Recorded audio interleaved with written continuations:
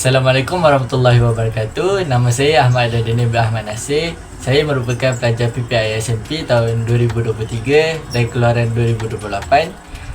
Saya merupakan pelajar kelas matematik 2 dan tujuan saya menyediakan video ini untuk video pembentangan GISC 1082 dan tajuk saya ialah isu-isu dan konflik persepadanan dan tuntutan bertindak di Malaysia serta isu-isu ekonomi di negara kita.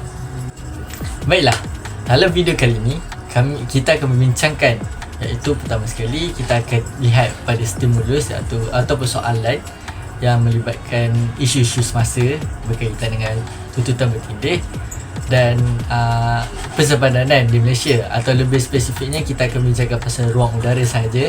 Dan yang keduanya kita akan bincangkan pasal isu ekonomi di Malaysia, atau lebih spesifiknya tahun kemelesetan ekonomi pada tahun 2008 hingga 2009. Baiklah, untuk stimulusnya, stimulus ni mempunyai seperti isu-isu konflik dan cabaran global tetap memberi implikasi terhadap pembangunan Malaysia. Dalam perkara tersebut, beberapa risiko dalaman dan luaran perlu menjadi tumpuan kerajaan dalam rangka polisi seiring mendepani cabaran global pada masa akan datang. Jadinya, ini merupakan soalan yang menunjukkan kita bahawa isu-isu dalam negara ini sebenarnya mengganggu atau menggugat kepada pembangunan ataupun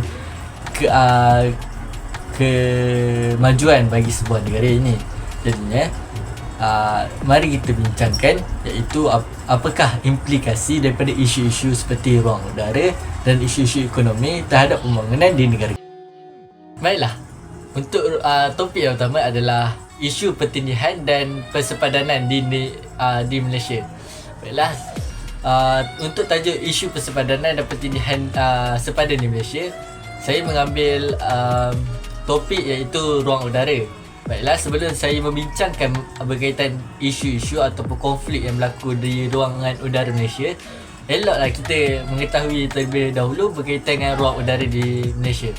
Maksudnya, maksud bagi ruang udara di Malaysia adalah satu kawasan yang menjadi jajahan ataupun menjadi kawasan milik Malaysia, kawasan udara milik Malaysia yang membolehkan kerajaan negara Malaysia melaksanakan apa-apa macam aktiviti ruangan udara ke, macam tentera kita TUDM nak buat latihan ketenteraan dekat ruangan udara Malaysia.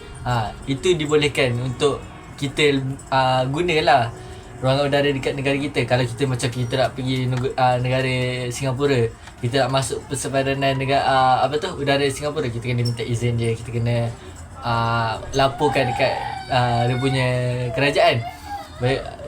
Maksudnya kalau orang nak masuk dekat ruangan udara dekat negara Malaysia pun, orang kena kena laporkan dekat negara Malaysia, kena bagi tahu. So itulah ruangan udara Malaysia. Kalau kita nak tengok, kita tengok yang ni, inilah ruangan udara yang Malaysia. Kalau kita dapat tengok kawasan-kawasan yang dekat Singapura tu nampak macam besar pula. Kita punya ada dekat belah-belah tepi tu kan.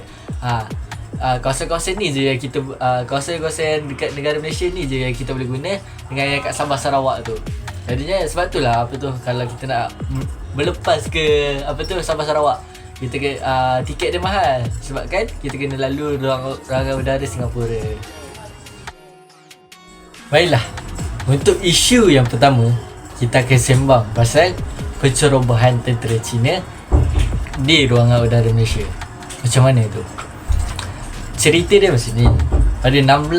Pada 2 Oktober tahun 2021, sebenarnya TUDM diorang mengesan ada sesuatu penerbangan yang mencurigakan daripada belah kita tahu belah Sabah Sarawak tu, area-area Kota Kinabalu tu. Sebenarnya ada TUDM ni dah kesan ada penerbangan yang mencurigakan. Lepas tu dia kesan ni ada 16 buah pesawat Cina daripada PLAAF, iaitu People Liberty Army Air Force, iaitu macam TUDM tapi ini daripada negara China. Ada 16 pesawat tentera Cina yang terbang memasuki ruangan udara Malaysia. Jadinya diorang sebenarnya masuk perkara ni dah dikesan oleh radar pusat pertahanan udara, iaitu CRC2 di Sarawak. Lepas tu pesawat-pesawat ni dikesan terbang menggunakan formasi tactical in-trail. Diorang dah lah guna formasi in-trail ni. Lepas tu pada jarak 60 batu nautika. Ini daripada Malaysia GetZ tahun 2023. Lepas tu dengan kemudahan yang diorang ada ni, diorang menceroboh masuk ke dalam ruangan udara di negara kita. Dah diorang masuk ni, diorang tak bagi tahu pula, diorang tak laporkan dekat negara Malaysia. Dah masuk macam tu je. Dengan ada 16 buah pesawat. 16 buah pesawat ni kan, dia sebenarnya dia terdiri daripada dua jenis pesawat. Pesawat pertama ialah Ilyushin II-76 dengan lagi satu Xianwei-20. Ni, dua ni. Ni dengan ni. Okey. Dah diorang masuk tu kan, diorang masuk tanpa beritahu, tanpa melaporkan dekat Pusat Kawalan Malaysia, dengan membawa kapal terbang Ilyushin 1IL-76 dengan Xianwei-20. Sebenarnya dua-dua pesawat ni strategi, iaitu diorang ni bagus lah kiranya. Diorang boleh buat pelbagai misi untuk menyerang ke, mengintip ke, ataupun membuat serangan hendap ke. Semua pesawat ni boleh lakukan. Jadinya kita sebagai negara Malaysia yang tiba-tiba dia masuk, kenapa ni kan? Dah masuk tak beritahu pula tu. Takkan nak serang pula kan? Kita ni mestilah rasa terancam kan. Orang masuk rumah tiba-tiba bawa senapang. Takkanlah kita nak tengok je. Kita mesti akan terkejut, tanya, kenapa ni? Rasa tak panas lagi. Lagilah geram. Bahaya tu. Dah bawa senapang. Tak cakap nak buat apa. Dia orang dah bawa pesawat-pesawat mahal. Dah bawa pesawat-pesawat yang berteknologi tinggi, yang mungkin boleh mengakibatkan serangan-serangan ataupun letupan-letupan kat negara kita ni. Lepas tu diorang tak nak beritahu sebab apa. Sebenarnya kalau ikutkan peraturan penerbangan antarabangsa International Civil Aviation Organization ICAO serta Strategi Pertahanan Udara Nasional SPUN, kalau nak masuk ke sebuah negara ataupun nak masuk kawasan perairan ke, ruangan udara ke, kalau ikut ikut undang-undang international ni, sepatutnya memang kena bagi laporan, kena bagi tahu kenapa nak masuk apa semua, kena ada pengesahan, macam-macam prosedur yang perlu dilalui sebelum nak masuk. Tak boleh pakai terjah je kata nak masuk. Bukannya nak masuk nak masuk bilik adik kau, nak kena ketuk pintu boleh masuk. Ni nak masuk negara orang, tambah pula bawa pesawat-pesawat mahal, pesawat-pesawat teknologi tinggi, yang kalau nak katakan kebolehan untuk serang tu memang ginilah. Dah masuk tu, lepas tu kalau kita lah kan rasa terancam, kita kena bagi tahu lah kan. Kita kena bagi tahu kat diplomat kerajaan China. So memang ada lah kerajaan buat buat perbincangan, buat hantar surat ataupun apa-apa komunikasi lah, cuba untuk berkomunikasi, sebabkan kita nak pastikan negara kita selamat. Kalau kita buat tak endah je, dia masuk, dia keluar, bahaya kat kita juga kan. Akhirnya sebenarnya perkara ni tak terjadi kat negara kita je. Filipina pun diorang dah hantar surat bantahan diplomatik dekat Presiden Xi Jinping. Dia sebenarnya disebabkan kalau kita 16 pesawat masuk, kalau dia 100 kapal perang masuk kawasan perairan Laut Cina Selatan yang diklaim Manila. Maknanya itu kalau kita lah kan, benda-benda macam ni kita takut. Tapi sebenarnya nak bagi negara China ni, bukan kita takut mana pun, nak bagi tahu kat negara China ni, kata kita ni ada pendirian teguh. Tak boleh dia nak masuk suka hati, tak boleh dia nak keluar suka hati. Dia nak masuk, nak keluar suka hati, dia ingat tu negara dia, dah bahayakan kita. Lepas tu nak dia nak pijak-pijak je kita kan. Kapal terbang kalau nak keluar ataupun masuk daripada Singapura mesti akan cerobol kawasan udara Malaysia. Kenapa? Sebenarnya kalau kita lihat pertikaian ruangan udara Malaysia Singapura ni dah menjadi satu topik yang kerap kali dimainkan. Isunya apabila pencerobohan ruangan udara Pasir Gudang oleh pesawat sebelum mendarat di lapangan terbang Seletar Singapura adalah antara perkara yang sering kali berlaku. Seperti yang kita lihat, ini merupakan laluan pusingan pesawat sebelum mereka mendarat di lapangan terbang Seletar. Dan Menteri Pengangkutan Malaysia iaitu Anthony Loke sendiri tegas dan berpegang teguh bahawa pesawat yang ingin mendarat di lapangan terbang Seletar Singapura tidak boleh menggunakan ruangan udara di Pasir Gudang Malaysia. Tinjauan oleh pihak tentera mendapati pesawat besar dan pesawat ringan memasuki ruangan udara negara berhampiran Pelabuhan Johor bagi membuat pusingan sebelum mendarat di lapangan terbang Seletar. Susulan itu, Malaysia telah mengemukakan isu pencerobohan ruangan udara Malaysia untuk dibincangkan dalam pertemuan wakil dua negara itu agar Singapura menarik balik rancangan melaksanakan ILS atau mengubah laluan penerbangan lain ke lapangan terbang Seletar di Republik itu. Laluan penerbangan untuk sistem ILS akan memberikan impak besar kepada pembangunan di Pasir Gudang susulan sekatan ketinggian struktur pembinaan di kawasan berkenaan. Pelabuhan Johor di Pasir Gudang juga akan berada dalam keadaan yang berisiko tinggi selain menghadapi pelbagai sekatan susunan pelaksanaan sistem pendaratan itu. Malaysia turut mengisytiharkan pewujudan kawasan larangan kekal di ruang udara Pasir Gudang berkuat kuasa 1 Januari 2020 dengan pihak berkuasa penerbangan awam Malaysia DCA 2020 mengeluarkan notis kepada juruterbang NOTAM pada 25 Disember 2019. Isu antarabangsa ini telah ditandatangani dengan perbincangan segera antara dua negara kerana melibatkan keselamatan negara dan keamanan rakyat. Itulah isunya. Sebenarnya tak ada apa pun kalau kita berbincang dan mengemukakan idea masing-masing tanpa menghirau, tanpa mementingkan diri sendiri. Sebenarnya perkara-perkara itu boleh diselesaikan dengan perbincangan yang baik. Oleh itu ruang udara Malaysia akan kekal selamat dan terpelihara daripada ancaman kuasa-kuasa luar. Seterusnya, kita akan bincangkan pula pasal isu ekonomi yang berlaku dalam negara kita atau lebih spesifiknya kemelesetan ekonomi global pada tahun 2008 hingga 2009. Kebanyakan pakar ekonomi dunia menjangka akan berlaku kemelesetan ekonomi global pada tahun 2023.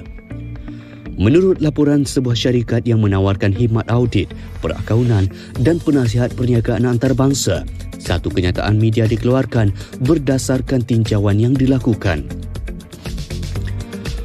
Hasilnya, jika berlaku kemelesetan ekonomi pada tahun depan dalam tempoh 6 bulan pertama, sebanyak 44% ketua pegawai eksekutif CEO syarikat di sekitar negara Asia Pasifik merancang untuk membekukan pengambilan pekerja bagi meimbangi tekanan operasi. Manakala 29% mempertimbangkan untuk melaksanakan pemberhentian sementara bagi mengukuhkan operasi syarikat. Tindakan ini secara tidak langsung memberi kesan terhadap pendatang baharu dalam dunia pekerjaan dan mengekang pertumbuhan karier individu. Di Malaysia, impak daripada COVID-19 membuatkan ramai rakyat yang kehilangan kerja. Baiklah, sebentar tadi kita lihatkan sudutan daripada Malaysia hari ini berkaitan dengan isu ekonomi yang terjadi semasa tahun 2023. Namun, isu yang akan kita bincangkan berkaitan dengan kemelesetan ekonomi global pada tahun 2008 hingga 2009 bermula akibat daripada Amerika Syarikat AS telah menular hampir ke seluruh dunia, misalnya di negara-negara Eropah seperti Iceland. Dia menyebabkan beberapa kawasan di Eropah terpaksa membuat pinjaman daripada negara-negara jiran ataupun International Monetary Fund, iaitu perbadanan dana antarabangsa.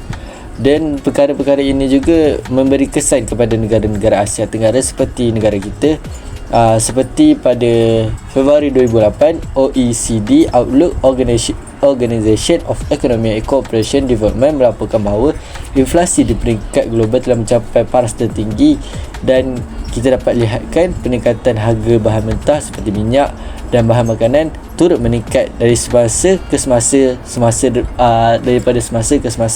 bermula daripada tahun 2008 sehingga 2009. Krisis ekonomi global yang tercetus pada penghujung tahun 2007 dan memuncak pada tahun 2008 hingga tahun 2009 telah menyediakan kesan kegawatan ekonomi di seluruh dunia.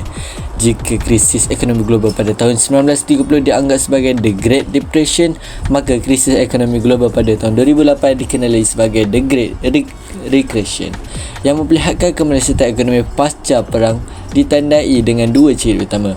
Menurut kajian yang dilakukan oleh Center of Budget and Policy Priorities 2016, Gross Domestic Product (GDP) sesebuah negara akan menunjukkan penurunan mendadak berbanding kapasiti potensi ekonomi yang boleh dihasilkan oleh negara.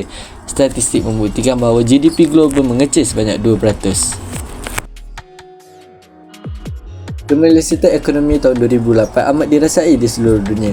Perkara ini banyak memberikan kesan negatif kepada negara-negara membangun maupun negara-negara maju. Antaranya ialah peningkatan harga petrol. Pada tahun 2000, ledakan komoditi iaitu harga komoditi utama seperti minyak dan bahan makanan meningkat kembali selepas mengalami kemerosotan pada tahun 1980 hingga tahun 2000. Namun, pada 2008, harga komoditi utama ini kembali meningkat dengan minyak $100 setong, dan perkara ini terus meningkat sehingga ke Julai pada harga $147 setong. Perkara-perkara ini menyebabkan krisis makanan dan bahan api dibincangkan di sidang kemuncak GD ke-34 pada bulan Julai. Namun pada separuh kedua tahun 2008, harga kebanyakan komoditi menjunam atas jangkaan permintaan berkurangan dalam keadaan ekonomi dunia meleset.